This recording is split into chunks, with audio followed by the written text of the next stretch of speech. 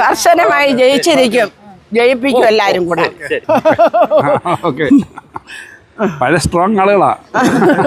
അപ്പൊ സ്ഥാനാർത്ഥിയാണെന്ന് അറിയാലോ. അപ്പോൾ അരിവാൾ ചുറ്റിയ നക്ഷത്രമാണ് ചിഹ്നം. വോട്ട് ചെയ്യണം, എല്ലാവരും ജയിപ്പിക്കണം. ഓക്കെ, 2000 ഇപ്പത്തെ കിട്ടിക്കൊണ്ടിരിക്കുന്നു മുടക്കമില്ലാതെ. അതുകൊണ്ട് ജയിക്കണമെന്ന് ഒറ്റ താല്പര്യം, അല്ലെങ്കിൽ ജയിപ്പിക്കും ഞങ്ങള്.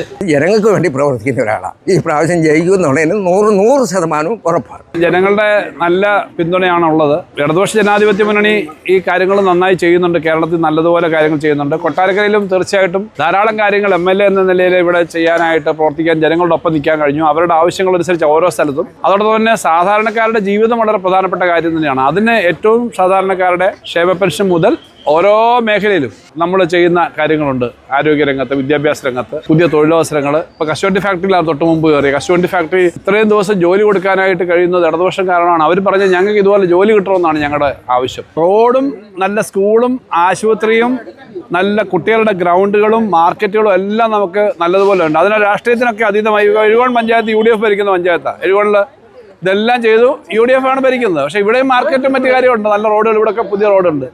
അപ്പോൾ അങ്ങനെ നോക്കിയിട്ടല്ല എല്ലായിടത്തും അതുപോലുള്ള കാര്യമുണ്ട്. അതിനേക്കാളും ഉപരി തൊഴിലവസരങ്ങൾ ഉണ്ടാകാൻ വേണ്ടിയിട്ടുള്ള പുതിയ തരം കാര്യങ്ങൾ, ഭാവിയിലേക്ക് കൂടെ ജോലി കിട്ടാൻ വേണ്ടിയിട്ടുള്ള അവസരങ്ങൾ. ഇപ്പോൾ എടുത്തു പറയാവുന്ന കേരളത്തിലെ ശ്രദ്ധേയമായ കാര്യങ്ങളിലൊന്നാണ് നമ്മുടെ വർക്ക് നിയർ ഹോം.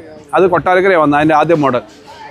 സോഹോ എന്ന് പറയുന്ന കമ്പനി പ്രൈവറ്റ് കമ്പനിയാണ്. പക്ഷേ അത് ഇവിടെ വരണമെങ്കിൽ അത് ചെറിയ കാര്യമല്ല. ഇന്ത്യയിലെ തന്നെ ഏറ്റവും വലിയ ടെക്നോളജി കമ്പനികളൊന്നാണ്. അപ്പോൾ അത് വന്നപ്പോൾ മറ്റ് കമ്പനികൾ വരുന്നുണ്ട്. ഇപ്പോൾ IT പാർക്കിൻ്റെ മുഖ്യമന്ത്രി അത് തറക്കല്ലിട്ടു, അതിൻ്റെ കാര്യങ്ങൾ നടക്കുന്നു. കേരളത്തിലെ ഒരേ ഒരു ഡ്രോൺ റിസർച്ച് പാർക്കാണ് വന്നത്, കൊട്ടാരക്കരയാണ് അത് അനുവദിച്ചത്. IIT ആയിട്ടൊക്കെ ചേർന്നിട്ടാണ്. ഡ്രോണൊക്കെ ഇപ്പോൾ ഏറ്റവും കൂടുതൽ ചർച്ച ചെയ്യുവാണല്ലോ. ഡ്രോൺ യുദ്ധങ്ങൾക്ക് ഉൾപ്പെടെ ഉപയോഗിക്കുന്നതാണ്. പക്ഷെ അത് യുദ്ധത്തിന് ഉപയോഗിക്കുന്നത്. പക്ഷെ നല്ല കാര്യങ്ങൾക്ക് ഉപയോഗിക്കാവുന്ന ഡ്രോണുകളെ റിപ്പയർ ചെയ്യാനും പറപ്പിക്കാനും പഠിപ്പിക്കുന്ന കാര്യങ്ങൾ വരിക. അപ്പോൾ ഭാവിയിലേക്ക് പറ്റുന്ന ധാരാളം കാര്യങ്ങൾ നമ്മുടെ നാട്ടിൽ വരുന്നുണ്ട്. അപ്പോൾ ഈ നാട് ജില്ലാ കേന്ദ്രങ്ങളിലോ തലസ്ഥാനത്ത് തിരുവനന്തപുരം, എറണാകുളം, കോഴിക്കോട് പോലുള്ള സ്ഥലങ്ങളിലോ പറ്റുന്ന തരത്തിലുള്ള സ്ഥാപനങ്ങൾ നമ്മുടെ കൊട്ടാരക്കരയും പറ്റും എന്നുള്ളത് തെളിയിക്കുന്ന കാര്യങ്ങളും വന്നു.